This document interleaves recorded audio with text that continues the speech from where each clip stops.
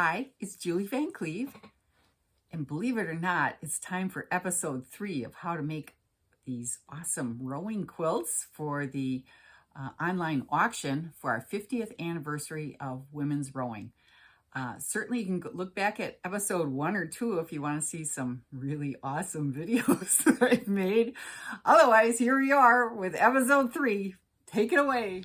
After cutting out all the blocks, I did a little math to figure out the size of my quilt, and then I laid them out according to color, size, etc., so that it fits into the expected size of my quilt.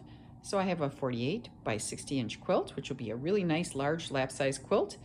And my next step is to start sewing these blocks together. Sewing the top together will take me the better part of a really good afternoon or more.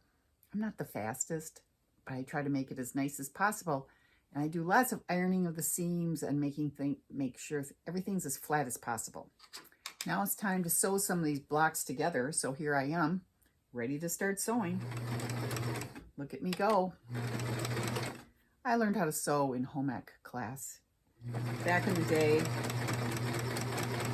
back in about 8th grade, when they actually taught you these good things in school. So anyway, you get the idea. My machine's running here. And what I end up with are the blocks are nicely sewn together. My sewing machine and table are empty now because I have a completed quilt top. Look at this, isn't it looking sharp? We'll be ready for the next steps, and it will be loaded on this quilting machine here. And I need to go and get fabric for the back side of the quilt, so we have a little field trip in our future.